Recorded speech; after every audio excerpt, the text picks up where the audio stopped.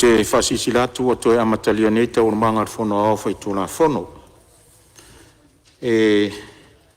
Tātou te alo atun malolonga o whapea na mai ana saunoa na minsta pono o whanatura ma sisi o manga tari whai tau nisi whoi vaenga salanga an mota. Ia te minei ia tuatu lewa noa lea fionga de minsta tanga luenga pisnisi ala manuia maleipa. Mō lau saunoanga tu sai whoi o vaenga na anga an mota.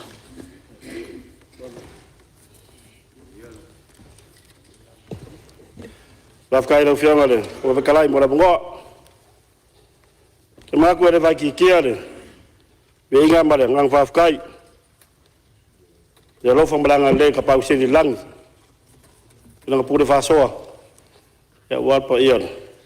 Mbauka ngei. Eo ngai sui mamaru. Ke maku wau sao ialo le, kani ngasua. Ore koe whafkai lau fionga le, o vekalai. Ngai foi le, whaila kusa le whonga mare. Ia lo visa. Pasiri nga malo se waia. Maru sui sfongo. Ingai ku la. Yaso. Lau fionga fongo vekalai. E fa mawinga wet wafkai i le kua. Wa udia bangi su nga fongo. Ka ko fonga nga moka. Le moka le ku. E ila lau fionga fongo vekalai sa baka pa inga. Le moka. E kuo, le pea mai ka uku. Le fionga ku fia. Sunga famila. Ya kai nga fon bokor ku ya kuwa. Ya kuwa singa mun mo kuwa. Pa fkai de kuwa. Ka ngum bringi sunga fongo. Mbel malai ki fau. Malai fau ku ngakang ki sambo. Mbel malai masa de kuku. Sai dinga malo kuku a mo ku makua. Ya waka wa bengei kalau fai la ufenga fo vekalai e ku amba ku ngasang suor kai kai ya pure sa bon kang le we ni kai alo ufenga fo vekalai yo ke mangaku ya ngo fa ku lo pa yormad pa yormau ko ya la ufenga fo vekalai ya po ia bon maru. Ya, makula de kuya som kalanga. Lawanga. Ya nga oyo ne. Nga kasi ya sambo. Pio foi lau fionga ne. I parmbia. Pio lau fionga sui parmbia. A fio miskal kapineta. Pio lau fionga ne sui fongfetalai. Pio foi fionga sui mista. Pio foi de kuor moka. Pio lau fionga ne. Kai kai kuangai. Sui kai kai. Ya, e voi suion. Ben fau fai. Sui man. Ya voi fio lo fio sa fa pico. E va pe sui. Kuko kas. Ya, or pan bengel ngei pa inga. Lo fio ma fon vekalai. Ya, fi fa kulung fa karo foi de. Kapo inga samboa. Fa fonga samboa ngei ku la reaso. Eu paia fakara lei. Fakara faku. Songa kai kaio. E kare sia ke piano sese. Ko ska ko ku. Kala foi sungai. Fa feranga kaulang. So se faka fa kaulanga. I u ma fiang. Kai lang. Au nga kofi ale kua. Fi fakalo foi eu paia. Par malo. Te fio rau fionga le. Au maru o malo. Ia rau fionga le kamba ainga. Kuya anga ku merifango. Pare koso lo vide lua. Ia kai ngangi lo masiofo. Ia rupe fadede lo kumalo. Ia rau fionga le. Kua e famo siri. Lo fionga fa mara ivao. Ia kan masiofo. Pakao foire. Suyo fongo si kofia. Ia lau fionga ka pau fasinga. Lau sunga de mariakoa. E foi da fio lau fionga de. Ka mainga lau fionga ku ia kua. Ko kam sese mo lau masiofo. E foi da fionga papa. Lau fionga lau no mapsole mat fatua. Ta ka lau foi de. E al fam sinonga. Fio lau fionga de fam singo siri. lau fionga simpativa, ia voi fionga i whamasino, ia lau fionga presidente, sa tele, ia mat paia ngam singonga, ia pia lau fionga lestala,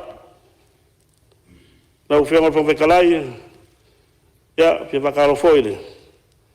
Ia sa mo au, ia paia wharangu, ia feo ainga mkamba, kama foi mainga. Ia usawa kumumpule, i kuang malakaua. Ainga kai ma le va fonki e le ngaka i le whangaringa foise whakaalofa ka ko uso i sae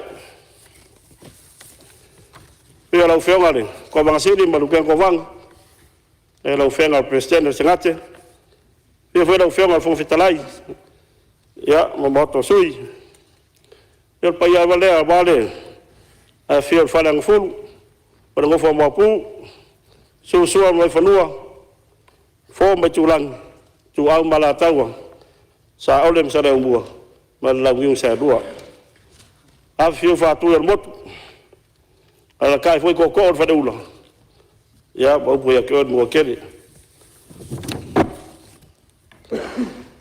se ko maloe ya ka poi baya se kai me o ako se fa kai ko on ar mga ko ra ngai ngai ngai as Pakalo foi fa uruma mkanga wenga sese pa ko mboki ore pa ko malo ka kuwa e mudia swa kalo foi lagu ngal fa ku se fono mo sui e foi pa yo ofisa no foi ngal fo fetalai ele o se va mkalanga mkanga wenga mba pa kai sui mad nga fe foi ya nganga lo lalo wa vainga ya ke mengaku ke lesa ngamu ngadul fai ola wa baka aku la fe ngal fo fetalai makang lo ngal bisinisi al mo duem daipa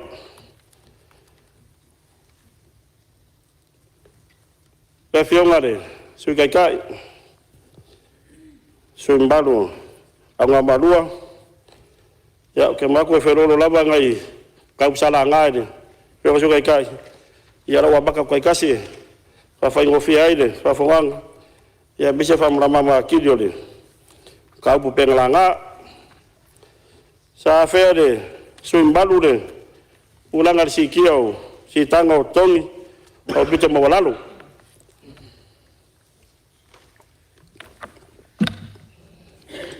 por women rights ia bersih fia le la ufianga le por betalai mbesele ayat Palemene. Wa uma da pasia le kapeleta mar fainga malo ya sitanga. Tongi o pito dalu. E tu sai mo foi tuanga tu na mai e fono ao pata fatolo Samoa. O te mlatu foi la ufenga fo fetalai wa uma na. Na sa no ia da fenga di Palemene. Paso longo sitanga ne ya wale pa ya fenga wenga. De ngata malo ya bisilis. O lefo fa tuanga fa vai le ai mai ai ngor wenga le lo longa tong ya pito mo lalo sa va tau tai matang wenga mal komiti fa foi tu sai mo le fainga fa vai mo tong ya pito mo lalo lua fe lo fa il mai le nei ngor wenga fa tu langa ina ai si ti o tong ya pito mo lalo le ono tala di masende ma la fa tino ina tong ro tau sanga ino na vai vainga fa pea si tanga mo bua la so mo yo lai lua fi lu so mo leono limba tala lu su fa sende si tanga lo na lua la so mo yo lai lua fi lu fitu limba tala mo leono lim sende si tanga mo buli la so mo yo lai lua fi lu vadu ono tala mo lim sende lo fe ngal fo fetalai ondai fa tinonga e la vai longa masan e tu sai mar vai ngalua tolu lua tu la fondo so tanga ma vale le yo lepa ngalua ngalua fi su to e tai lua tau sanga mai loilo ai mai tau le sang longa le fionga le sumban pe ngai tonu le il vai ngale longo ono tala di masende e o tau na fatino tau sang dei e o manatu le tu langa o nei lu longa la fionga o tau nui ai le tanga ruenga. O malenga o tasi rea ane matanga ruenga. E mai fai bisilisi, employers, e whapea foi e whai ngā ruenga. Le ua e le pufuanga lea, e tai tolu tau sanga ma sitia. O le manatu ane matanga ruenga la ufionga le, o pitalai ma le whainga malo, e whai fuafua foi si tanga malo, i lai bisilisi. Na ua mai le tau o loa, le tau le soifuanga, pena la ngai le fionga swimbadu, ia ma disfoi suyo. Sa la unga i le vaenga, o rau whamu mua tu tau le swau, rau fionga le, kong fetalai. Tau tono si la fia le mbalu le Palemene na Samoa. Tau tā soifuanga, e le no Samoa, e loa fia i le tūlanga. O tau si la sila mbai mua televise ma, penta whailang. Mbai tau ina i o loa fia la lulangi atoa, nei whapitau. E o fia i foi ma tatu paanga, lo so so ni mai. E ma fua nei vaenga lau whianga whawhetalai, o tau ang whaweinga, whawai inga, ia tunu ti tele. Lewa ieri suinga, e bese voi e whamai. O a fia ile lau langi, isi o taimi. O tau tāla sui whanga e leo sembea fau. Sui lama tau sanga, o sui ai tau o loa, o lo tātou whanga inga. Lau fionga le whawhetalai. O le manatu mo le mataitua le mtangaruenga. Le swau o le tau le swau nei Samoa. E whio lolo le tau le whatau e le swau nei Samoa. Rapatu susa i atu nuu mau. O taimi nei i atu nuu, tolu ta lai ma waru sene, tau lita bensini. Lima ta la tolu sene tau lita o le diesel. Rapatu susa lai, o New Zealand taimi nei lau whionga whawhetalai. O le tau o bensini, tolu ta la lua whasene New Zealand. A whali liu ta la Samoa. E lima ta la ono fitu sene Samoa. Le tau le lita. O le bensini. A le tiso. E lua ta la fitu whasene New Zealand. A whatu susa tau Samoa. Whata la whatu sene. Lau whionga whawhetalai. O Amerika te minei tau o le bensini. Ono ta la tolu sene le kalone. Kellen. Abatu susa de tupe Samoa. Se furu fitu tala, suba biseni. Le kalone tas. Abai vai la de tau lea. Vai tolu te simle fitu lita tasit le kalone. People 7 liters one Kellen. Longa winga. E fata la fitu suseni. Tau le lita. I Amerika. Patu susa ya tato. Il bensini. Arka ole tiso. E ono ta la varu sene tau o kalon. Usa le mare, su iba ta la fasu sene Samoa. A fali liula le tolu desimo le fitu lita le kalon etas. E limba ta la tolu sene. Pa fu fuole le tupe atato. Pa pe foi I pertadia. O temi lei kasi kesi mal limba ono paungi pertania. Tau lita le pensin. Abatu susa la tupe Samoa. E lima tala, ono lima sene. Pape fo de tiso. Tasi tesi fitu lima sene. Me paungi pertania. Ono tala, fasu sene Samoa. Tua foi me foi lo malanga Geneva.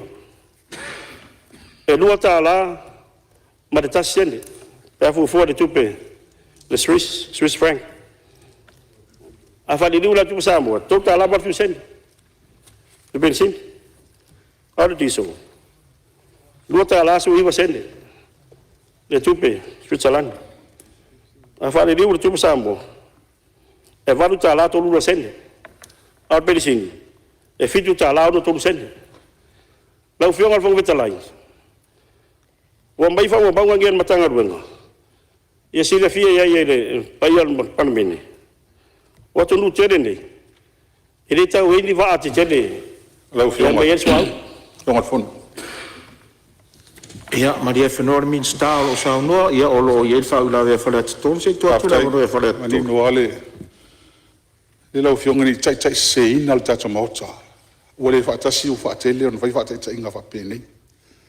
O le upu masangi ana si le fia le fionga le mista. Ia e kampea inga le apple i le apple.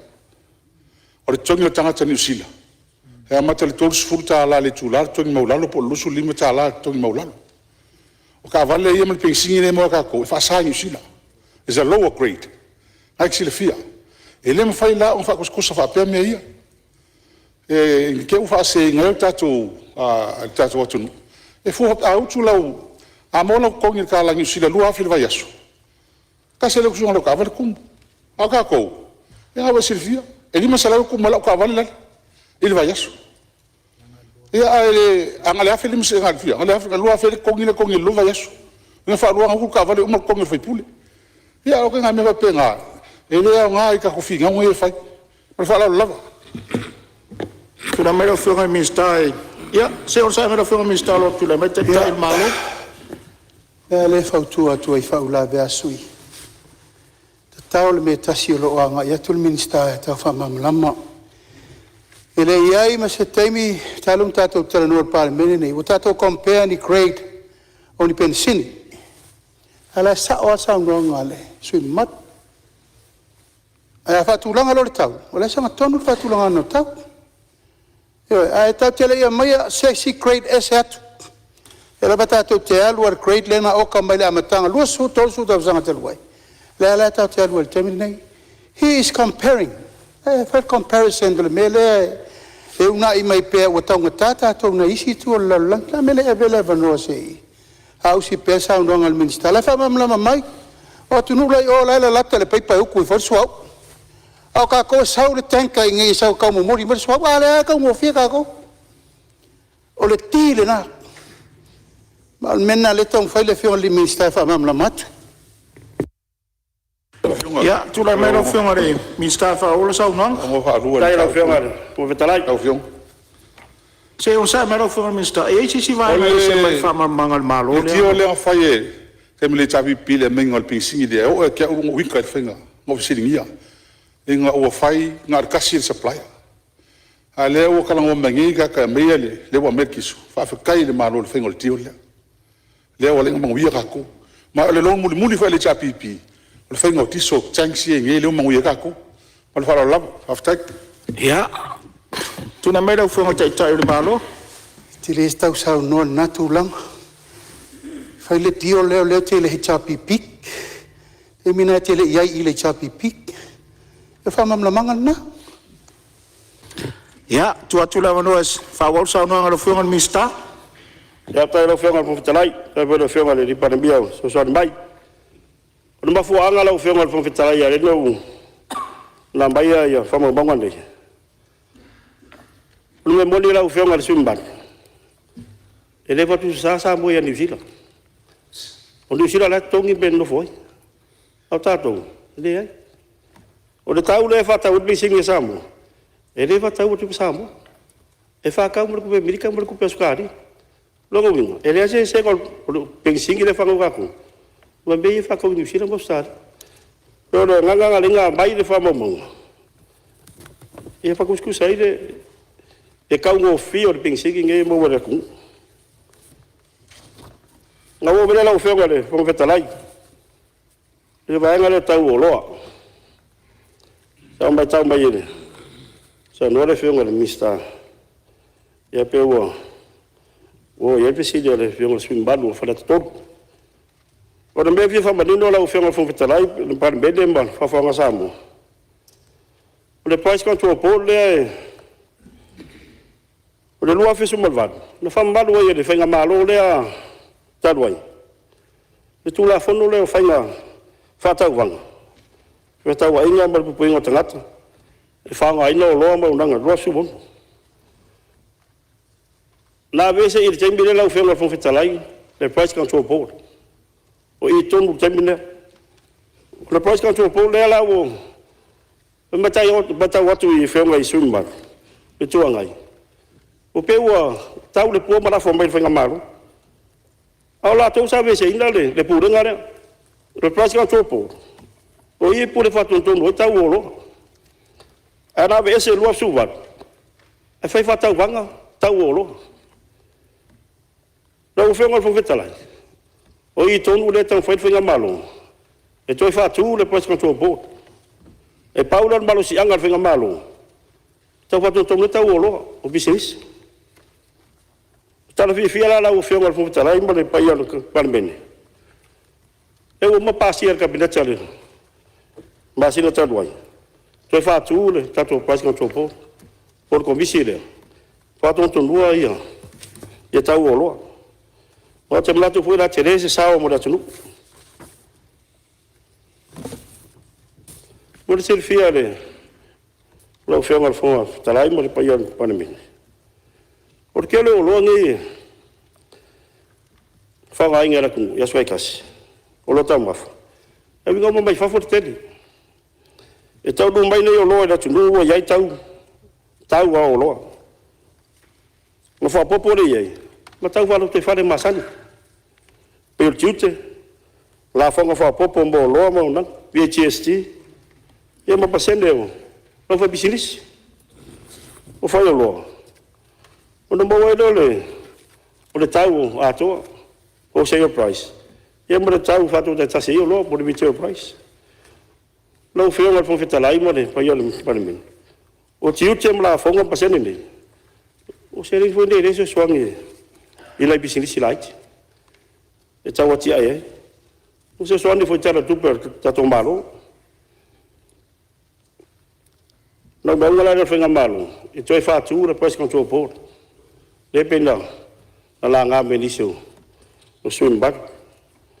Na o la. O fono. Ia, o tu lai mai whaula vea whaleta tōru. Ia, pa tēra whiunga le minsta. O le winga la ofisiri sa whai atu. Po o whea e au mai e price control board, le ceiling price, le wala ko se kinga mo le moa, se lauro fulu. O whia la ofisiri. Lona lua. O le mengi e price control board. A o kele supply, o kele me maua, whakau vālea. Le ko kanga i, whia su kau sanga, o ua i lalo kau o loa. Nanga lai maununga supply. A o lo langa pa i lalo supply. A alu runga le whaonga. O nga whailo le price control board. E so songi e keimini. Keimini langi o mo mi ai. Inga o oma le koviki o pa i lalo le supply. E a leo kako vai e. Pe whenga whakula utala lau siri lau whiunga. Pe o le mele o kupungi. O leo mai o moa. Po isi mea ai. Ngā vele ang whakau pau. Kule isi whai o loa. Ni whapuku. O nga koe si ele lunga kau. A leo ki mamalama. Po o whea nga whai mai e lau price control board leo ingi. Le ceiling price le mo falo la aftai Tu la no lo fo mi Ya sta. tai lau. Yo me talai. Ya le to italiano sui le nei fisiti. O le to fatu la ka price control board. E lo mas in foto a matai.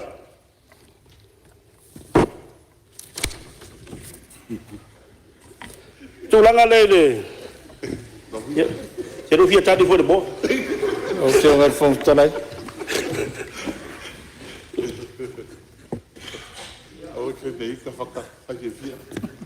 O lo tu lai mai le sui o samtau whalatai. Ia, la se vai ngai fisa ono iai, whaula ve ai.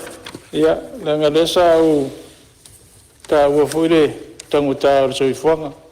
Ale mai ta watu le la se la fionga de minsta. Sa no menino foi minsta e ile tau e le mafuanga e reo na lunga tau o loa ona e o mai ai fafo o loa wai matau whao popo ia. Ai mesio de CT o de transportation cost. Al mai tau nei tu malo le fa tupu la ia pea ia tupe maua tātou malo i le tau sanga. E lua mafuanga ia e mātou mai tau. O le vaenga mua. Ia o le alualu pe luma o le system le teams i le au ina o tātou la fonga. Ia por VHST. Ma le vaenga lona lua. Ia o le tax lea mai i o loa. E benefiti an maa loa pe alulunga tau o loa. Alu me whele le te talo atuai. Tasi le awala e tau sosoani le tu i titi o tau o tui fuanga. E te tau ana subsidize le malo ia tax o mea ai ia e whanangolango ina mamalu rea tunu ia so uma. Ina ia maua se wha maa venga mo tangata. E pero so atu le marangang whalalo. Ia, malo whaftai, olo tūlai mai tei tei malo, se tua tūla wanoa rau whiongan pāmia. La vaina ia mamalama langa leo tūlai atu sui o whaleta. A fia tū atu e tarir fisiri ren sa no el minsta. O le sera ping o le tado price, base price o loa. Se ki me tel tiute. Ewe, ona mairo leo le tau de nai le tau nuu mau le o loa i tono. Ta tu ulo ye ilunga tato la fonga TST, la fonga o loa, tau uma tu ye maltongi ma le profiti le fai o loa. E an whatawhata unu le. Awa si fia fol mesa ye tato price control board. E fua atu inari pasene tu ilunga le fai o loa. A tato standard price le masana ye. E le ai se fai o loa e over ilunga le tau su pasene. Luas furu lusu 5% standard price a tato sawa ya soi. E la tam fai nire malo tato tu fa hoina. Langa wato a tele au fai pisinisi o mai e fo linga o se competition. Au ole competition. Ole ko competition. Wako lut le mea. E la tato ye temi nei. A tato le to fo ye fai le price control board. E le umal me le to low lava o to sau no mai pel tu langa le tam fai ye. E mali e tu mai PCI, whaatino le mana onga le malo. Asa tau vai asoia, e tela tu rumor whalo lopi, mer kaul ponga suka, kaul ponga masima, angi neuma. E ta tia pelanga lewa, lewa na tato waru le upu lea supply and demand. I le lau tato hol, temi nei, a lau sao noisi. Na mai al pusa moa, pauk whakasi, pasioki ko yoso mai runga wasik. E pele nganga na le tau whatu la iatu, lewa sao fo. Let's look, let's yono masina. Po lesi tau sanga atoa. E tato matai tu, po lale se senga mai le temi nei. Le mele tato mawhati ai. A tulanga uma me vele wa sao noa i le subsidize le malo. O mea nā lai tilo i le malo. Po a nisi o loa e ave ese tiute. E whatango fiele, tau soi fuanga. Ia, mal whalo lava. Yung whamtalai. Ia, se tūlai mai le sui mamalu whasale le angatolu. Whaftai ro fionga whamtalai na ore. Tau pui le sa fele. Launga nei tu malo. Tau a tele tūlanga leo tatu i tau o loa. Langa le fau le mele o le ese o tau o loa. Le sa o tau ana po le level playing fields. Si va ayan malo po fele tupu man mele. Whaftai o nei la whaid ka komiti lea. Price control board.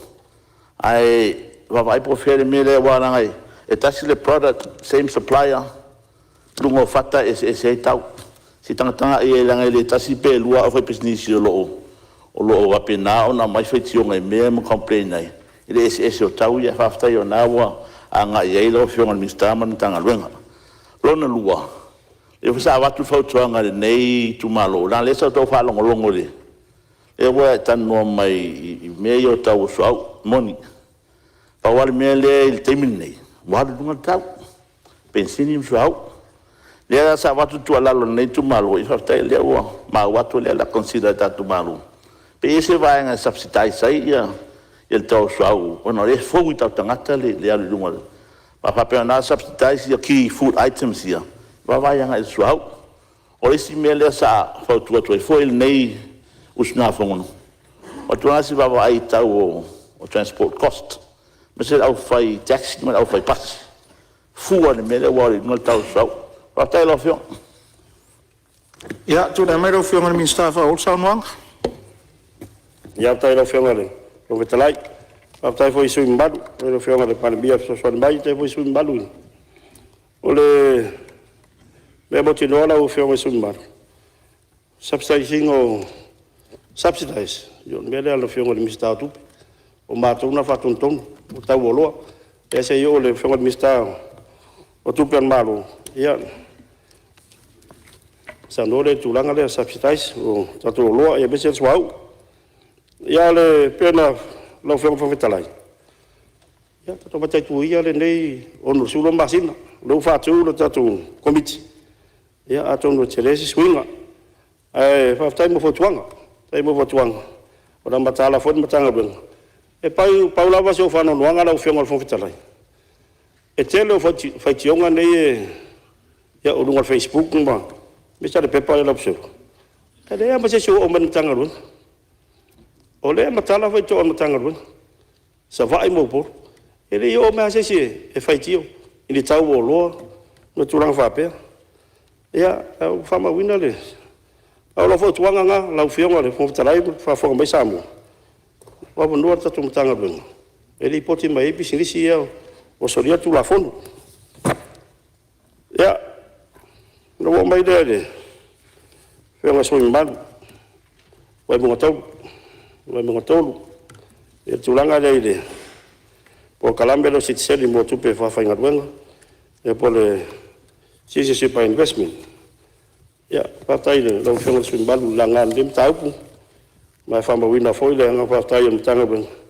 Ya le lang e la fionga. Ma tuela o fionga sa ministau tupe. Yo lolo si le fia nem tau. Ya le tonga terminei. Ya lo panga solo ngal wengan tanga wen. Be foi la fionga lo yisi. Ya atundu stembe lumba. Ya no fa ambai dia. E turanga idea la ngai la fionga swing bad. Lo mede ngal wenga fa ba jaimi. La fionga le swing balu. Pasal nga lua. Tulanga tangata fa ngal wenga mai fafu lo to ba ambai ngal lo isamo ndei fa talo sanga la ufema la swim balu ya ndisi foi fa fa ngal wenga ya bor serfia la ufema fo fitalai ma balu Palemene o le mbata i tu o matanga wenga wa ngo mandei e tu sai mbalo tu la fono so tangata la ba talo sanga mai mbose fatanga lua e sambo e tau lavo no mulita ya la fun finga fa vai o mai ta pena ta tumbalo mai e tu ai ta sanga fa pendei e fu su suenga ma sai dinga ma sa di e fa mtanga ben se so ni atuai ai lo yai le fatanga na la fianga ni su mbad ya te manatu ya e la bo su suenga le tanga ben e dia tu langa o medele fionga le swim balu ali pata tu pai du ilalu le disi le fa le po le reserve list ena ta ua le fionga le swim bad ya mo silfia le fionga o talai mo Palemene ya e la pa pisilisio o fa le mo tatu tangata le reserve list termine la fionga e ono e toanga business e la lolo lisi le fale leo e fi ai pasi mo fo malanga inga na Siapo Lautele public transport tabale light taxes tabale tongi faris rental vehicles o loa fa tau taitasi retailing ma ili la papa ya matulanga e lei fa ngai le upeti lau fionga le pong fetalai le suni pata au pue ten ngala nga me sui ma telefoi no ai ai fase ama o fai a pong pesilia e mai fafu o fai falolo e o terminei e o to lava se fai tionga le im tanga ru o le talo foi le pai ole o le tatu Palemene a matai tu na fa bene longo mai do fisa wa ole lava e mbag o lo fanga sol foi lo ngandei tatu reserve list lo un tanga wenga official lo yesi fu to no mai semio de tombawat to lo yale il tatu lisi le pe to fa popo lisi to no business ton yo no lo tanga wenga ya abi perman wi tatu ngata ya da wo mai le fionga de swing balu fora tu wo tundu pu sambo ya ana wo fionga o se lau bas fulu na vat o the selling price la fionga mo talai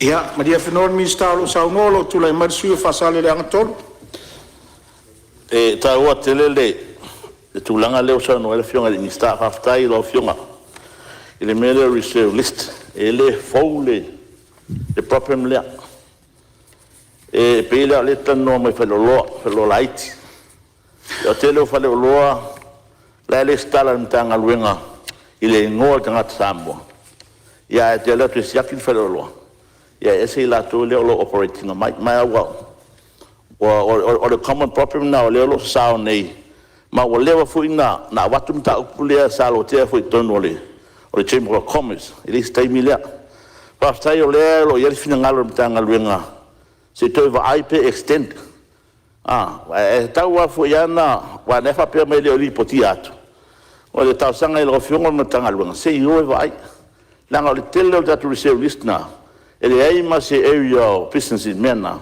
o le operating ma ele tau sisi ai e tanga te terminate tanga e fa mon mole lau ai me se tunga fa lo la ya rental cars ya hotel fu tanga ta wa na wa lote mai atono ai si senim con fa pena pa de se va ai ta ona ipisisi na ta wana pui mai fa yo nei tatu tanga ta fa tatu operating ai ave business la po ai la to o mai investito no Samoa yo la ave uma la to ya nei business laiti o na na mo volta tu pa falava ma to tu ai no mai carecia e ta o tele vai ngale lo fion atai Ja, po mo mai lo fion al minister vai ngolo fa ula ver sui. Ya te lo ko talai per ma fo anga le o le fai atu e longo mai o manga luenga le tanga luenga o so o mo polu sa fa ele ai ben ka fa pe o ye me la foi si la fia ngai ku pisis fa pe e longo mai al matanga luenga o esta cha sia luenga si sin ele malo lo si sin al matanga luenga no me le busa bo ele o fionga de sumba do fa to e que si la fia ele ma fai ele mkanga luenga nga ba ko si busa bo iba sukala esu ya ka o lo ele va ya sobre masin aba kula e iba sukala a saude va e do se la kwala ko busa bo la men fai ka ku o ka u ya fai ya pe mo foi ya lo fa ku da ko pas ko po ya ko e fo ya ile fa fica u ile a se la ko su pe ka u le sumba le ai o le selling price ya o ngai over ilu ya e o porque mingai ele aí mas falou o se lá mas busca o somo le aí lá no palco foi uma riba sport ele não pode boa americana lo fio mai fo es ya ese manatu wa sa fa pe o se ese le fio ngal mista manata ya wal no tu watu o le to tam fai le o vinga na la fam talanga lo fio aka ko vai la lo ka mo le la alu e kurkuri ese la lo fu le wa no e kuri le mena renga fie maua po se teta no era o feme se ki mai ai pe no foi atu ela nga ka ko mingi mo o le protein le mo ya protein so songi ka kala kele ma le vele po kele ma le pitel fa na fa ta tele le tunu ya le nga so songi kilo fionga nga nga sia o ko lo kali mai fa kai Ja, ma lo fa tai se o telefone tenho tatu tala no ni me o pusambo. Ai alo tanto ngalo fiong al mista set up lo le price control board o ina control mai uma tau ni fi me ya tu le mai fa wa lo sa no fa tai ya ba tai ya bo su mbat no me le yo su mbat lo fa mo lua no dang fa vai chaimi e pon le sta lai no su ya wai de mai le pon fa vai ya mtabu le la fe mare pon fetalai ya sila fenga malu fenga fa vai fo ndai pui ai ya nga fa vai ten o mo vem pasien ba ta noi no de capeleta ya fa mo venga la fenga malu ya de sau o tu malu ya no fa na wi abi o meta wi na fenga malu le se lo va vitau ya no nga sila fia de pa yone o moto o fenga la de bo ta fa yer fenga malu ya abi tu i pon fa vai mai tu balom lo tu e fili me la to ya alu fa na we nga fa va teng ya ele pode fa bon balu bo de ya fo ya fa vitau ya me se o mali di wai ni se e tu lo ya no fa na ngol fa vai taimi ia ndong ngal fa ngamalo ia ave tu e fon fa vai ia fa ngo fiena na fa yere u fa ton ia te mana tu fo na so te komiti pa pe la tu ngalo wala u fe ngal su mbalu o te lenga ngal fon fa vai so su limba su yo fon fa vai ma le ofisa to limba ia na la pole le fo ngal wen ia no ma le la u fe ngal fo vetalai Fon fetalai. Ia, o lo tu lai mai su yo vai maunga lua, ia, malia lau whiongan minsta sei, tu atu lewa no. Aftai lau whiongan minsta, ia, wa manino foi le whaalongo lo ni sui, pa wale si vaenga al porenga. Ia ni au mai le lisi, ia ai whaalea o ngā el tato ofisa, ia ai la watu pel whātu tuanga, talo mo lau whionga. Ia, manuia tele ia, tato whamoe moe, tato ngā lue whātasi. Ia awa ia tato ngā luenga whawai taimi. Aftai. Whawau saunanga lau whiongan minsta? Ia kaptai lau whionga le, o petalai. E wale sui mbanu. E le tua meni lisi. O man whamalamba le mtaipu le.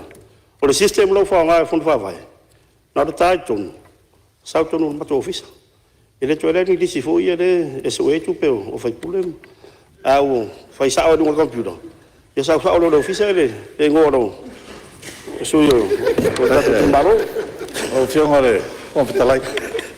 Ia, te tu atu lewa no whai mai mangolua? Ia o lewa sa wali le whao pai inga, e le ia maso ulisi o ni tangata e au mai ngā luenga whawai taimi, mō le sila fia. Ia e le, ia malo whaftai lau sanoanga lau whionga. Ia ona le mamalama, ia ona tūlanga voilia, ia olo iai alma tau tai fono ma le fono whawai. Ia a tonu se taimi, ia o la walau mai foi al mato tai fono. Ia e au wai atu foi lau sui, ia peo tsavar vari e foi peo na mai foi ele. Sau noanga foi ele, tai tato malo. Ia la whape nauna, fai mai foi le anga ruenga. Ia ma le whalo lava. Tu atu lewa no le tai malolo tu Ia lai mai? nā whamanatu atu ala o whionga le minsta. E le stala. E le stala uma whono whawai. Ia ngai ko ngeki ro le system le ke sa ngo mai omi mai al fong fa vai ia mau e lo ofisa e afeta la le registration ena no fale o ma fai la ulisia ngai lungo computer system ona e entaro lola ia malanga o fafo Ia, malo whaftai, masalo le lisi le por kalame vo, le lipe a whape saola o mai tau atu lau whiongan minsta. E a whetala, ia, Ia le Wau saunanga lau whionga. ala wala whionga fo talai, ina tai po le palemene. E a feta la le stala le fo whawai. E te mlatu uman wha mlama moi i tau whionga. Ia me tau atu le whionga suni mara. Ia rau le tau langa e le o ngā ruangan whawai taimi. O rua whawhatoanga. Ngai au nai mātou nei nui tua. Ia, no mene i le whalaputonga o tau i whalawa whawosei. Ia po le ACC. Whaftai foi whionga sui mbanu nā whea ia le whalaputonga. Ia le whionga sui mbanu whalatalua. Ia wapea foi le whionga le sui mbanu e vai monga tolu. Whina ngalo e ese le la whonga lea. Le la whonga suahau. O le whio levi. Whina ngalo le sui mbanu whalatalua. Ia ese le la whonga wae. Ia mwis wha maa venga mo lato tatu tangata. Tau tā pensili ma tiso. Ia whina ngalo le whionga le sui mbanu e moto. Ia peon mea tasi. Subsidize le tau pensili. Ia vese la whonga. Ia o le tali nei tū mai. Lau whionga le whonga whetalai. O le nei la whonga swau. O loa whia ai tono le 5 I le kālone swau o tasi. O loo to e sea mai ai. Ia wina whaonga aina e whalapatotonga. E pei ai aina. Ai le foi upu 5 tolu na tu la fono atu. Sa siva valuiva. Mo le fatilonga o tawi whamanuanga. O tātou tangata e a fia ma whamanua lia. I whawai whafose. Me se lawa tulanga I tawari afi. Ia, e te lela whaino ni whalapatonga lau whionga. Mo whetalai mo le Palemene. Pea vese ia. Ia la whonga nei. La whonga nei lo soswani ngā ruenga le. Tato whalapatonga. I nei ngalo le whionga le suinga mara. O le sisi, te le long sao de malo. Ele ngata I tau I wafo se. Ia o le si tūranga mlang bia te whainga malo. Mea leo, te ena tau sa. Whiunga le Fonotaga. Ia, o lo maua o lo tūlai mai sui o le vai maunga tolu. Ia, se tūlai mai po. Pastai lo whiunga le Fonotaga. I le sia nganga e whalaveina le forsanga le whiunga le minsta. Tei fo tapenanga le fo le forsanga maramlama. Le tūlanga le sa tau whai atua I le mele. Lo whiunga, o te li ta ua fo I le tūlanga le ICC. O le mele sa tau whai atua I. Sila le malo I se awala. Mo le taimi nei. Subsidize ai la le levi le. A me se le levi le. O le levi le o te refer e o le levi le pay le supplier. Tūlanga lea. Ia le sa peta o tu le whiunga minsta tupi. Ia. Soi lo whiunga. E sila iai. E ia wala e whai ei. Mo le taimi nei. Ai le wha pia la tātou tū maua. Tūlanga foi lea. E maram le whai lo whiunga le Fonotaga. O le tupe le iai o le to tono tātou tupe I fufuaina. Le levi lea. Ai le la se nganga foi le wha pe ABS. Al tūlanga foi lea. Iai wharapatonga le malo e whaina la tō subsidizing le mea lea. Mo le taimi nei. Isi tātou matai tūl tau urso mo le anga ilum. A wha pelo e toi fo I son tūlanga le. Ia, tātou toi fo I wala iai. Tūlanga olo iai nei. Ia, malanga wha lolo whiunga Fonotaga. Kei te le whiunga minsta. Whaftai mo sui le rong ngalo whau lawe. Ia, tūlai me lo whiunga minsta. Lo whiunga Fonotaga. Ia, se tui on sa me lo whiunga minsta. Whale ata lua leo tūlai mai. Se tua tūlai manoa. Ia, mo le atu whaftai le whiunga minsta. E le pule ase se pule aia. Ai mana o talia. Ane mga o talia. Ia o talia. Na o tu o lalo sa avatu. Ai le whapea o le alu I per teimi nei. O se fuafuanga I le teimi nei I le alu lunga le tau swau. A umale vesi ai ua toe normal mea uma. Ia toe avele tupele ICC. A le nganga lava ia o tu o lalo ina ia tau amai I lalo tau al pensini I lau whiunga. Whaftai. Ia, tusa leifi na ngalo ia lua, whale ata lua, ia mawai maunga tōru. Ia, sau noa lau whiunga minsta tusa whina ngalo whalia.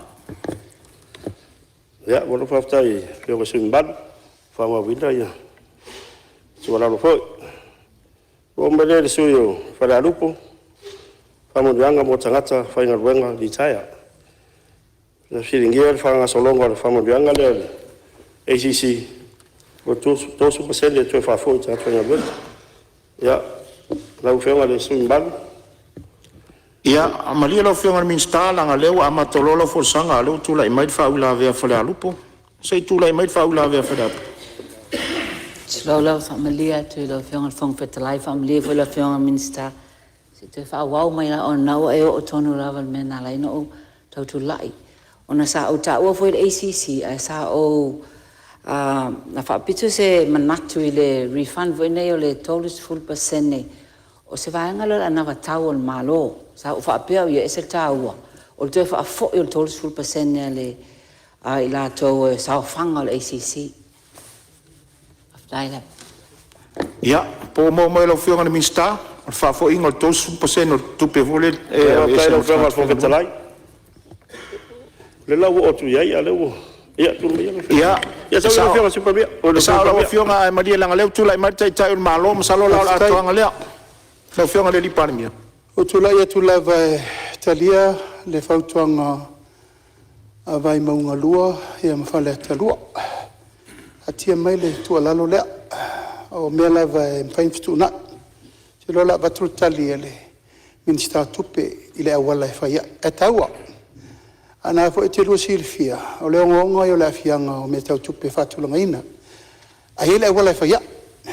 E tatia mai mwhamawina le whamoimoe. O le mele sau no mai ele sui whale alupo. Io e. O le tasi nei mtanga luenga ua. Tiro il tatu mano I le petuna ingo le tulafono. Leva telenta ti tia tulafono nei talu na whaamvae le ala poptonga ne le taui mo whaamlan whafuse. Awa iei vaenga o tula I mai. Wale to e tala whenga I temi leu tatu iei. E te le ala ngā tupe, ma le tamau ainga le ta tia i. Ai le o longa lava na tūla i se tūlanga, pe o fia le mtanga luenga e. As long we have a big amount of money in the bank, term deposit, inga peila i o le jimene na. O mana whātonu le pule sili, an tanga luenga. A matana lau li liu tūla whono, te le o isi mena mau muli muli. E tu lau lava le tā ua, hei si tamai taisa mo na fia le whana. Ewe, o le taimi nei, sa lau leila loi fo le ono se lau wafi, le pili. O la lava kapa e lo fiso le isisi. Ana le tupu la isi whaalebe lave na tue mana o mi, eise i o enga ka peneta, e tau whapea, e lua se lau lima suru wafi loa, si tango me te tongi. E batiro ka peneta, e tiro la e ka peneta le mene na. Ai mau i fō, e ta tau o na tue whetu unai whainga wha vai, ale whalapuputonga, ina ia launga tasia tanga tau.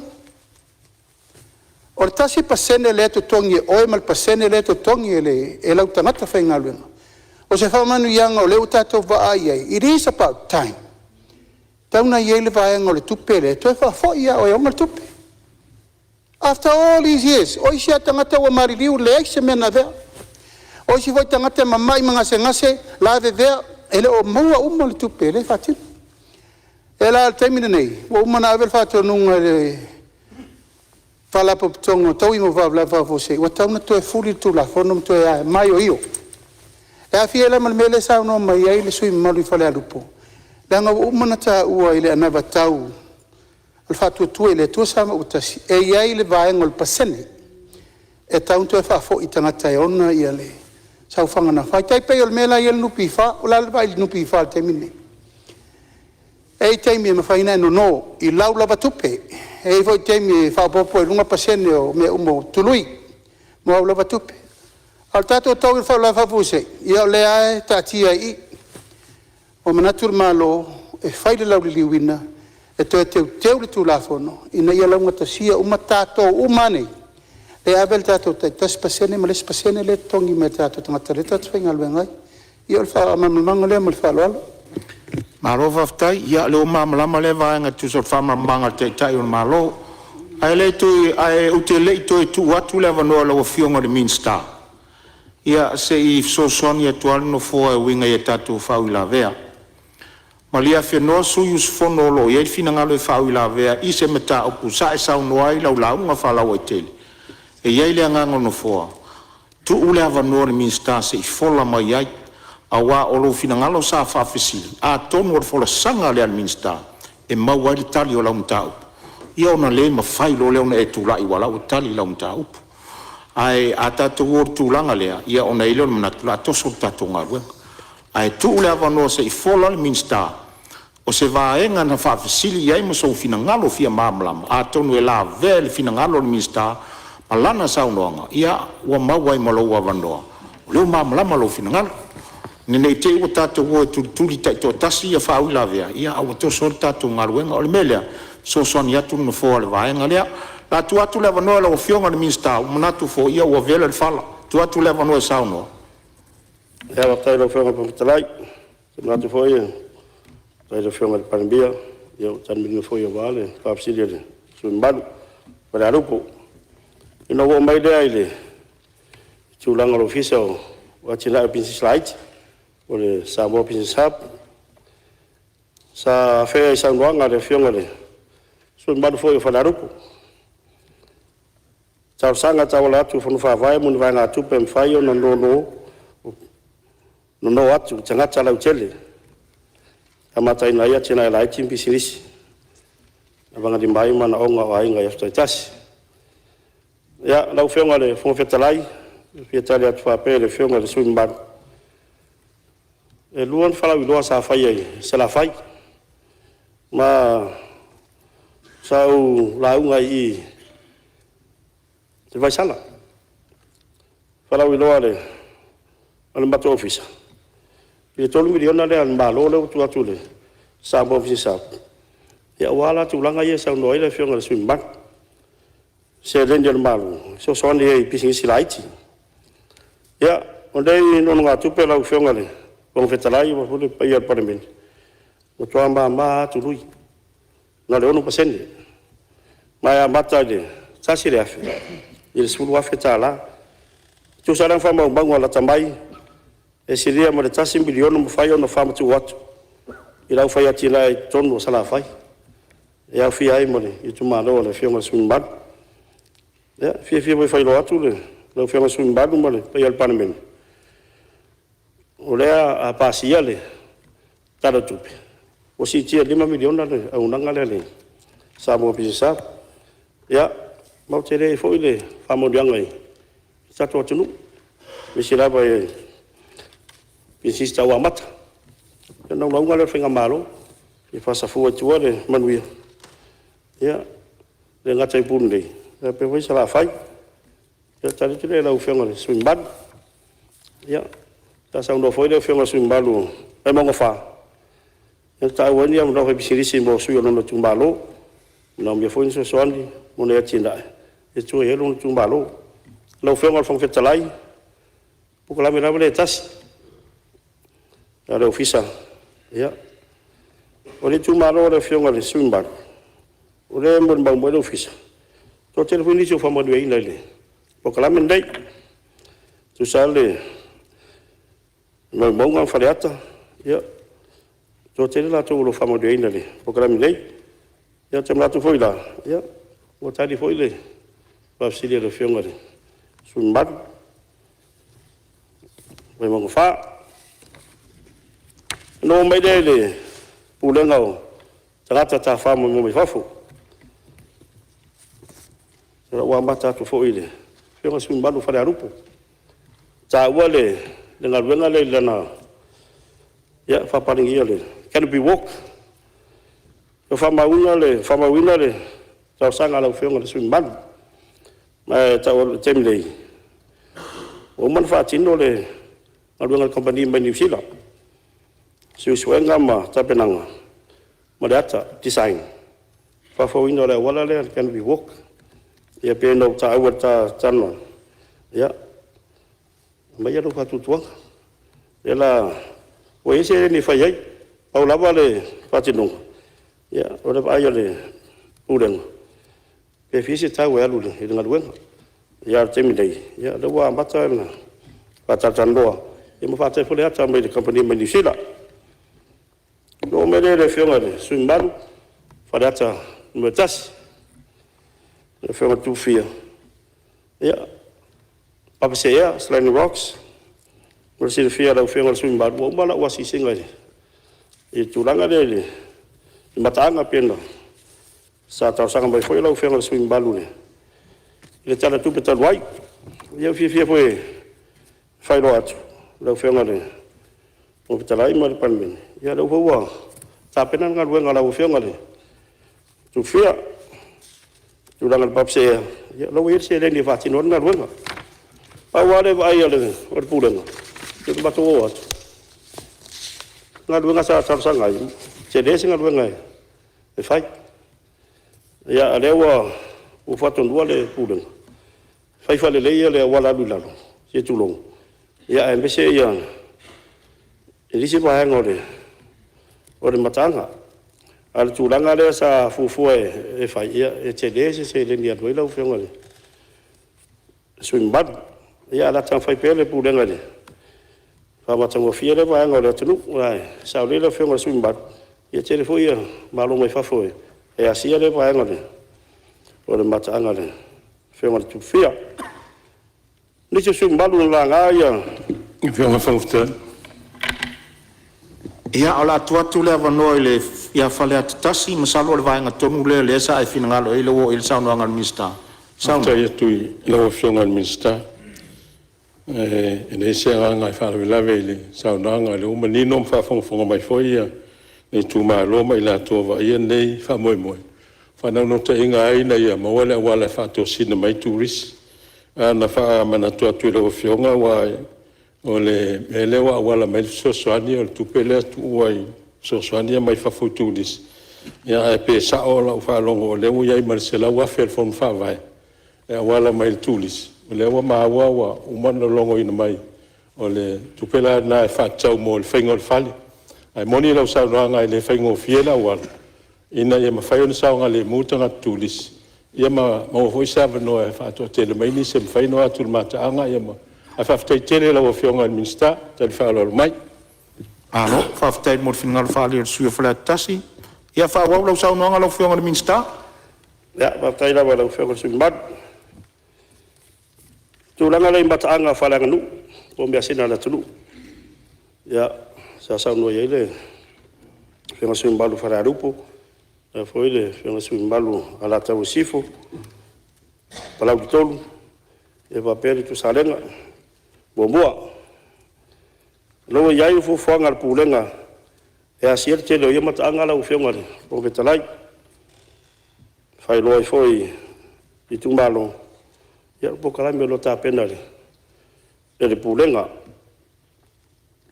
E foi lisi o mataanga i. Palauli. E foi satwai te. E lau iet whamue moi whainga paanga le. A le pūlenga. Ia mana pasa saina. Whaatino ilisi o suisuenga. Lau whionga le whongwhetalai. O le whainga tā o isi mataanga ia le atunu. E whaisina mamau mana tele. O mawhoi le asi singa le alpulenga. Peo le tūlanga le pe sa tā ua e whionga sui mbanu. O au wala. O wala e o ai mataanga nei. Ia e talsanga atu. Ia mai atu whatutuanga. Sa tia mai le pulenga. O le ngā lua e whoi mo le whionga le. Mista o le tere malo. Ia mata pena ia. Waanga ia. Mese wai whai roilo. Whai roilo o mataanga nei. Ia pe punta ua le whionga sui mbanu. Asaranga tolu. Ia sua tōma na manu le tunu le. Tenga na mula ura waki. Ia. Ia rau whatutuanga rau whionga sui mbanu. I tano fo i pūrenga. Ia. E mo se le ni whaatino e le whamoi moi. Malatu o sili sili a uranga tāua. Ia wā lava le whalolo ino sa moi whafo. Ia no o mai lea i le te wila. Whamoi moi ar whainga maro. Ele le tatu vai aso te wila. Ia ngala ngai le. Sang noanga le whionga le. Sui mbanu wa fonti. Ia wapea foi le. Ia sui mbanu vai mongolua. Lau o whionga le. Fong vetalai le ua. Tano wha lele le whionga le. I parimia. Ia matari manino le tūlanga lea. O mea moni lau whionga fong vetalai ma le pai al parimini. E reise nau nau ngal whainga malo e. E tau whilu vai aso te wila. No no ngasa ia. Yo tu tusa le sisingafu. Mala te wila. O le la tali modino le whionga le. Le parimia. Ya, le la ta pena le pulenga ma le whainga malo. I swinga lo mole. Wa so le te wila. O le apeo le tūmanga. Arts and culture. Ya matatu ta longa whalanga nu. Pena sisila fo singafu. E la toi fa foi uma bai tūlanga ia tatu fa mo te wila. Ia fo le tunga fa tasi. Ia. E la toi fa tino umba ni vanga. E ata walunga le. Sa linga tau sala sa moa. E mo le pa tai le whionga le sui mbalu wa fonti. Ia tasi le sui. Ia. Se le foi bisilisi. Se la fea e tatu malo mai fafu. A foi bona tu la lo mai le whionga sui mbalu. Ia e amana ia fo ia. El pulen, o lo foi tu a sole. Ia waia, lo viso tu lisi. Ia ale finangalo le whionga le. Sui mbalu vai mongolua. Pe lava le wasala wafe. Le fatino ai le fa boi. Ia va fitai a so soni mai. Tai ala o whionga le. Ia tonu le le fa ia lisi. Ia sei un ia tar sanga le. Mista tu pem. Ia temile, ia atonu. Ta tia mai la so vangi compagnie so swani fa mo boy e sponsor te wila e fa taile so swani mai la ufiona le swinga man ya no melele so malo vai mo fa e tar sanga fo ile fa i tuna i fare oma ia le foi le se fai se maro longa lo ufiona min sta wa lo fatu lo tu lai umi ala fatu tai malo lo tu lai mai o tu langa me io mataanga Tau ana watu pele upu whala e au e whala Lautele fina ngalo minista. Au whafonga mai tu malo umalawa o lo iai mata anga le tunu. O I tonu alo tom tafa ioi. Il mele wa mata na whanga solo atu. E wala mele sao no il tupu fia ya papse ea. O tato iloa umalawa le tala anga o papase ea malona tala tuu sae. E wala mele na o whai atu ai la se singa I whale alupu. E matau tia mena ta tia iu. Ua fiu foi le ofiso tu lisi e promote yaso ia e le io o lava I me tau na oi. Te milane ni, e la tonu na o tau fatu le. Tātou art and culture leu fasolo.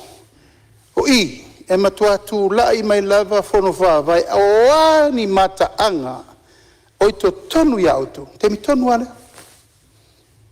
Te mi tonu ale. O lewa pata vilinga ingoinga al tātou ofiso tulisi. We are now in the digital system. Tātou vai whaonga ina o penga ta whai. Langi Facebook, mari YouTube, e promote te sa moa. Ia wala ese. Na longo ina o pule sili o le tātou tulisi a malanga fata o tau avea mta ngaluenga. Tolu a aso a tātou teranoa I le tasi lata I 2 miliona viewers. Tolu a aso se singafu. O le taimi nefe me lawa lata 10 miliona viewers. Wa lato tiro le tātou se singafu o le na fai. O la mena e sauina. O le whala uroinga na sa moa I le taimi nei. Sa tātou wola vai whalau loa, I le whalau loa le whatatou, le sa tātou iei, o le taimine nei. We have to utilize the technology. Facebook, YouTube, wau maisi mau mea ese whalau loa I le atunu I whafo whai. Alwa mo moela lo tula I atu e whawa mawhal tūlanga le le whafonga wa mai. 5 sutasi tu malo. A o iei ni mata anga I to tonu I tu malo ta I tasi, taimine nei. Te milan neu tātou. E olo e anga I whao ngāle whono whawai. E matua I teu whare lei mei. E mwhatu lai lo mun whalau roino samo. O le aso la le sao no mai le whio li minsta. Ia, au e te loto vai vai. O le tātou se singafua. Nā 5 sela wafe le budget nā matai. Se I whono le paa mauna vai. O le lau 2 sela wafe nā e matai. E tātou tera noro le po whewhai. I le te leo le mena te whina ngalo e whai. Ma le Lautele o le mea a toa I ele tau numanga ma le mele no tau muri nei. O mataanga I te tonu I tu malo o samo. Mai matau tia le mele no nofo mtato. O tala tu, it has never been exposed. E lei va aile lalo langi tala ia tatu no nofo mtato. Tu lau, o le niu, tipi e sine le uro le tunga vai ane sa moa, tupu le niu. It has never been explained to the world. Tangata mai tangata nei ba ai le mem tilo how can it become ya so ni atu na ai loto teri lau paketi minister o te pole to fu la usela wa fenna Malo, sa uno fa mamla malo fionga te tai malo. Ya, tu la melo fionga minister. Tau whionga le, whonga whono. Ya, se tu atu le avanoa ya le sui mai oi. Vau funti, ona leo te mai tau sa unua tūlanga lea. Man whalo. Ia, whawhikai rau whionga le, whonga whono. Pa malo foi le, pai maurunga kako mauka. Ia, malo foi le ongsa. Malo foi le usfongo. Ia, kong foi lewa, lea koe maunga ka huleile. Kingi fwot whamoe mo nge yasme pa pe foi le. Pai o whaurunga kako malo. Ka luea ngo lea sa ka ua nge ku malo le whamoe mo leo le te wila. Ia, lewa whafonga foi sa mua me se fwot nge mauka. Lewa sa ngone whionga le, kai kai al malo. O lewa ye swinga. O ngore ka ua o lea whamoe mo lea. O le si lea whamoe mo kelo al malo e. E kele kelo ka mo ainga sa kukong. O laenga lea kau kulisi. E mese alwai kau lea wa maka foi o ngā kau whai foi fo le season foi lea kaka whioa. Kusa la pe yo le masinga leo se tema. Lea wa kau whai malo e koe lifi mai lunga. E ka ua kele. Sa walu I fiki le kolu masinga luai. O le pa o lea o le tu risi fiki. O ngau fesili lea. Pe maa fua siang. ai alu I tena rau e ke le ngofo se valu sana kala apa ule e poko ke ngofo kulau lava kiki a afe kala ngofo siri lea pe ma fuwa chale e lenga kupuru kulanga le tena rau lawa whakumulia ngisi o makaanga e peo wailoloa yanga kikino alea ma whaikau nā se au ngā lea se kau fo mo le tivalo pinga fo tā kou foi kulanga whantu risi lea ua sa ngore whionga ni kei kai o le malo lea le asui o whangaloa ia ele kau whaiaku skala langa o lai lava e wha mawalunga whangaloa polo waa fonki o onga mau aile ngō sa mo o lai whai ka oko i o babak o lai whai ka oko i o kana ku le si foi la lea vaenga sa u whaololo mau o kuai au wa e alanga kau le iloa e kulisi pa whewhewe kulisi e oi i la whioanga o angsa whengu i wau whako ongor kana kūrei e whale kongo mako au wala ai a le lei loa au wala o le upu mongi o whanga loa e ngū me la kasi e le kulisi leo matau inga i loa le ua mawatu na fua fua leo whawhukara ia pero ka uar ngā o le kau whapopo koe le mingska malo makala ni to te tala tu se sia no la sa no fa lua ile fionga ile se si lua mionga kalo koe ka kumaro ka ua kelele fa mo le me se le pulenga tu wis langa wala nga kupe maua kele ka mo ainga sau kongo ka ko kungu so so ngong ka mo ainga ia mal fa lol malo fa ftai ia ta pena la ia o mataanga ta pena o mataanga o lo fa fongatu malo lo fa fongatu le min statu la mai min sta fa o sa no Elo whionga pong whetalai. Sa elo mga kua ke, wale me lawe de. E sa nguanga sui mbak. E rei ka ngua mingi mbaka anga lako i kumalo. Nga ka ngua mbalanga whare pizza. Ia re whainga. Ola whama winga de. Sa nguanga lau whionga sui mbak. Ia. Ora sui mbalu wai mongo wha. Ia kau sanga mai ulanga le de. I whare o se kulou. Ia mai kau lau whionga de. Fo whetalai mat pa ia le Palemene. Las kau sila kau langan ngai kai. Ngau ngā le whionga di pari biasa iai. Ka penanga si singafu. Ia la umbar fu. Ia kula i beka ku. Ka fa kai opia. Ia kulanga maka ngofie. Ia wot pole la whionga le swimban. E fa wa nga wenga. E o pe yo le. E ku ala. Ku malo. Ia ke ma ku. O mai ya. Fangai ke wise. E sui mbalu o misida. E whakawa. E lau whionga de. O whita lai pe bosa bangoa se i o koe de kumaro. le Ia pa ia so kumaro. Sanga le songa. E ngofo ari o de maria koa. Ia sanga ngalua lau whionga de. O whita lai. Ia, o whafkai de.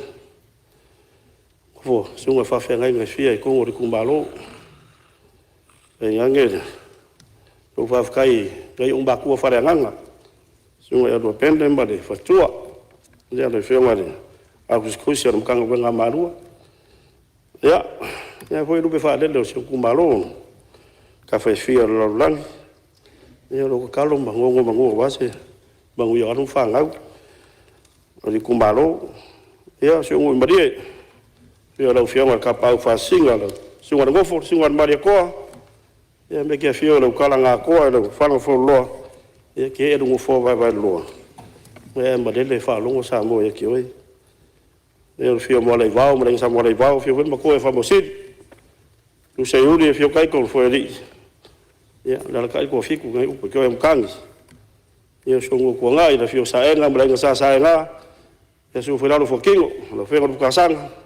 Ia wheku i kea ma, kwa rama wha waonga. Ia la kai, kalenga pai sa, kan fale mara fora la kaua. Ia songo ia fenga. Ia inga sanga fore ai. Ia inga bua i malai.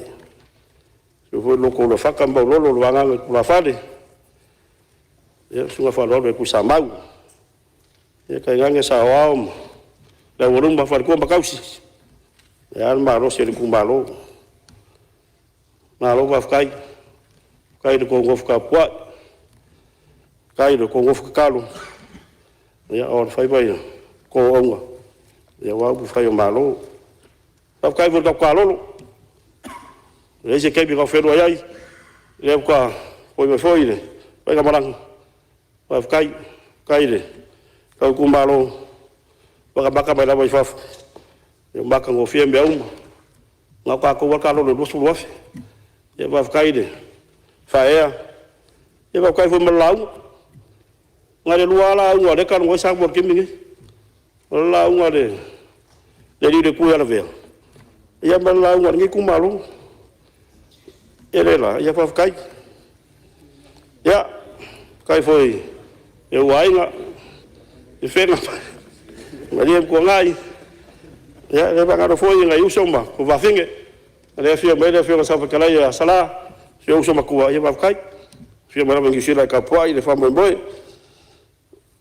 ya pe foi so ko rua si le lani ma so fa ngau ya ma ro ka poi kai le o sai foi le fa ngo fio nga ruanga ya ke fa fe kai da inga fa ku de ko sa bo kas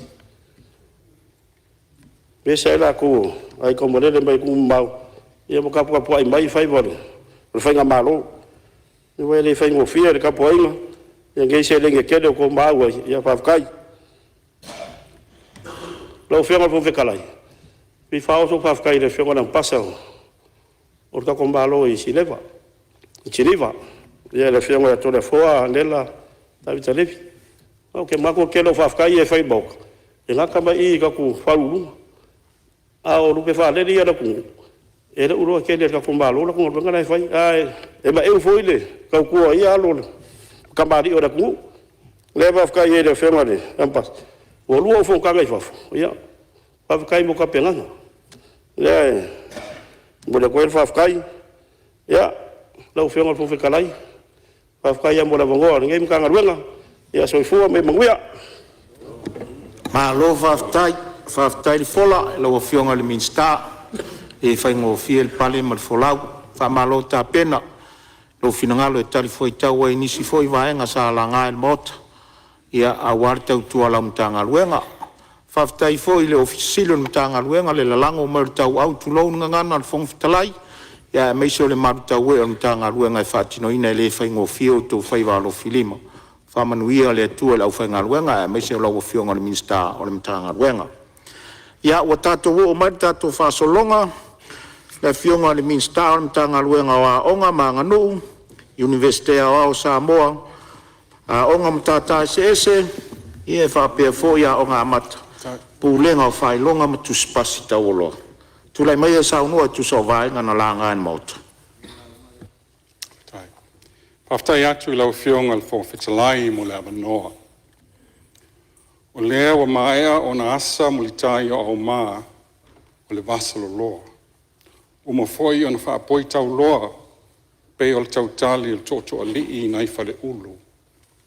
Awa o lea o loma loma le tai sua wa lao tu toa le tai tua ai tua au ma fo malu le tai o le tui atua. O manu la le atamalu o lii ai utu i ano fale mtangi angi ma lie. O sapo mau fo'i le vai tongi ai na femoli ai o le samaitai ina ua tātou tutui tau me sina ai tepa i mātango fie le anga le lei ma le alofa whaasoa o le tua. Lau whionga le whonga whetalai, wa maea ona e pani nui pa ia o le tai ao. Wa maea fo'i na e moli moli le tau langa whaafitai i le whata ma e tapa se ua e whaalanu ai le nei tai ao. Ina ia tau mua ea i le tua whaiva le Palemene o Samoa. Nunu atu la i ana au auna o lo tala whaauto ma ta ape whaatulu tulu i pai tele a wā lo la tau nafa tau silea. O lo no manu a wā Samoa mo tae ao ma le lumanai. Lau whionga le whonga whetalai o te whaatulo i tia whao nei. O le malai e filiai le tō whā ai mamanuai le utanga. O le malai o lo o so tai au ma whau ai atu tia sā o tama a inga o Samoa. Ai e te tasi mai ai upo whai o malo a wale me ota o Samoa. O le malai na whaatala noa, ma saini ai le tuto o tasi o Samoa, e o utua a, whaapea le mamalo o tau mātua ma a inga. A le malai foi, e ututasi mai iai pa ia o Samoa, i la fua mai le matamatangi, sa ia pa ia le lua loto o a li. Ona whaatulo lea o se leo, ma whaatalo whaatu le fio o le au mamalo le malo ma le masiofo. Whaatulo atu foi i le fio o le sui, o le fono atu sui tō fia ma tō masiofo. O le titalo ia whaatupu whatu lo o tō soifua, i utu mai le langi la o tō wha. Fo i mai se leo i le mauta nei, whaatulo atu i lau fionga le fonga whetalai, ma le sui fonga whetalai. E whaatulo atu foi le fionga le li Palemene, le sui Palemene ma le ainga kapeneta, whaapea la fio minsta lango lango. Tainane le fio o le taitai o le tuangai, whaapena le nai tu le maota. A fio la fionga le sa whaapito, tainane le mawalunga o sui usufono malu, umo le Palemene o Samoa. E le ngalo i lulu o la au, le whaawailolo le whailautusi o le fono malona sui, whaapea le ofisa o le fono, o lo tau tua mai a wā whaiva sii o le Palemene. Whaatulua te foi i le fio le whaamasino sili ma li ima te maitai o le whaamasinonga. A fio foi le presidente ma sui presidente, whaapea la fio li ima te maitai o le whaamasinonga whanua ma suafa. Whaatulua atu. Whaatulua atu foi i le whaafonga tapua i mai o feo i le langi. E ala i whaasuanga o tala lelei. O lo whau talo ma momoli Samoa i le atua i le ao ma le pō. Ina ia tōni manu o malo a wā Samoa ma lona malo. Po ia lava lea a wā a inga ma la tau tama ma la tau a inga le usonga tu mua mapule i tu au ma la tau a inga le tai ma le vao fonoti tu lou. Whaatolo atu i le tapua inga, o le mamalo tātou uso i tutuile ma manua. Whaatalo whatu fo i whaalulunga o matangalwenga le malo, whaalapo tonga tu maoti, o lo o lango sua ma whaatau nuu fo fuanga ma ngalwenga le malo. Au fionga le whanga whetalai, au le i o se whamatalanga i ala i tala i mta upuna la ngā e sui ma malo le maota, se i o whaatalo whaatu i lau tumalo pele o ana lofino me le luopo fasto uta. A wal su o whawhengainga taulangi o whatawhai taulanga e fia ma o lato whaletua. E whaingatare pa i o la ainga sa tuala le ainga whaalangi langi. A wale fio le ainga sa le au pepe ma su le tau fio sa ai o no. Su le maopu o na whanua. A fio to le forma le tapa au whaasasina ma le ta uso. Ala le tai le tu ua ma le whale fitu ma le nofo tu a inga i le whale o whaasito. I le whaangaloina le langolango mai a komiti o tina whale tua matausi sa awao ma te maitai ma le maalosi o le nuu i tau mawhainga la o tau whaipule. Ia whaolo whala maia la o tau tapua inga ai se iau li liu sei ma moli so tātou sao au wā le tala o le tupe wa ta oto le maota. Manuia la o tau tapua inga. Lau whionga le whanga whetalai, e moli atu le whawtai tele sui ma malu le Palemene. Nā whele nemtanga alwenga ala tau launga, mani mea fo ina fia malama mai. I ei fasili ua whaamama atu e le whole sanga al taitai whono le komiti o tupe. Ai lau whionga le whanga whetalai, tō tele sui na sao noa, mai i le one government grant, po le sosoani le malo mo o onga. E whaamana tu atu o OGG, po le one government grant mo a onga e ka le sia, a onga tuma oti, ma onga a mata, ma onga tu le taulanga peela pia primary, Samoa College, a Vale College, Waimaunga College, na mamoli sao atu lava lato OGG e pei o na masani ai. Na o a onga lava le malo na wha matu atu I fono wha awai mo le wha foina o le OGG.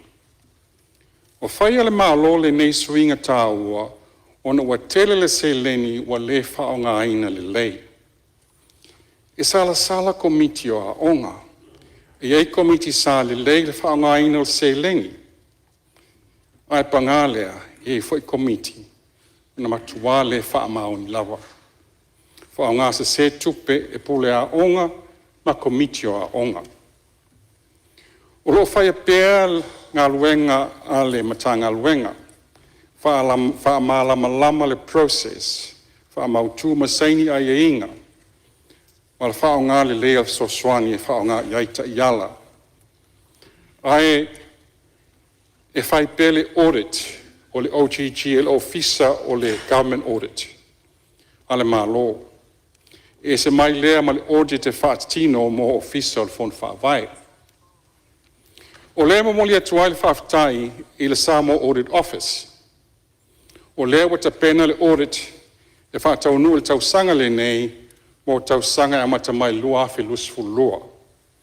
E mo I tele ngā luenga le ofisa e uti foi le au whai ngā luenga a o lea watau ma whai mai o na tāua le siaki whaale lei o le whao ngā ina tala whea ngai o le sosoani le malo. Le fasilingia le whaalititiya o le OGG ma le suvalu tesi ma le 5 miliona I le tausanga le nei, I le suvalu miliona I le tausanga lea. O le nā o whaamatu watu le sosoani le malo, ia onga le loto tau mawhai, fia malama, ma ngā luenga al se nese. Ai pe ona saunua le tai o le malo, e sili atu ma le miliona le se leni na tutoi tutono whale tupe, ma tu stupe, I le tausanga le nā. O se whai taita inga, e se lauto suwafe le se leni na tutoi tutono tu stupe al kolisio vai maunga. Ina tausanga mai leo le pule a onga ma le komitio a onga al vai maunga. Pia ma whai ino whao ngā se vaenga o le nei se leni e whao si ai se whale Samoa le a onga. Na talia le talo sanga e whao ngā le onus fulwafe mai le nā tupe e sosoani I ai. Ma o te fia e wha sila atu o le vai aso lea e te tala ai le whale Samoa e ao o ai le wha naua le vai maunga I mata o putau le anga nuu. Ia e maua onga e lava le wha soa o le lato OGG. Ai e fo ia onga e le lava le wha soa. A tonu o le lava le wha soa isi a onga o na ua tau fia pili na tā pā e komitio a onga e tutongi e mātua. Ai o le anawa ma le nau ta inga o le tato malo ia wha maoni le wha upunga e le ai se tutongi o a onga a le malo. Wha tino le anawa le malo e le ai se tutongi o a onga a le malo. E wha malo sia le au ina le whanau e le ai se tutongi. Free public education improves access. A whai le lawa le wha soa le OGG. Ia o le nā o e tatou fono wha vai. E tofu le fono wha vai ma lato paketi mo a onga. Mo se wha teita inga, mo umana wha pipi e fono wha vai e whasto uta, le Starlink mo le interneti mo a onga le whanau, wha pipi mea pueata saunga le mu, security cameras mo le saunga le mu le a onga mo le whanau a onga, wha le leia le whale a onga atoa ma le whale le ta ua se itu low. O le vai aso lea, e whau wale school canteen. Ia atonu e lava wha soa, ona e tasi le matou a onga. Ai o isi fono wha vai pe o anoa ma tasi, e ono a latou a onga. O lono winga, e tele fo I latou ngā luenga, ma se lenge mana o mia. A tōnga le lava wha soa ia onga e to tele ai le wha naua onga. Ai ma whai ona wha le tōnu le wha soa pe a tele a onga ai lai titi le lola po le whainu mera whanau e a o ai e pei o le ainga o le tai. O lea se fuafuanga le malo pe a le lava se lenia le OGG ma e le lava fo le whaasoa le fon whaavai. Lau fionga le fonga whetalai, whaingo whina tali le fisili lea. O le anga le lua le matanga wenga wa onga, ma le matanga wenga tupe, e tala noa se isi fuafou ina ia pāleni le fisoswani moa onga, i le o lava le whaasoa. Ai le yo le whaiunga le tausanga le nei, o mātou i loa, pe fia se leni e whao popo i OGG a lea onga, ma lea onga, a lea tu malo, ma lea tu malo, a lea fono whaavai, ma lea fono whaavai. E sa uni ai tāpenanga mo le isi talo le tupe. O le ngā luenga e whaawau, e au ili, wha le leia, to e wā ili, to e wha le leia, e so tau awai, fono whaavai, matanga luenga le malo.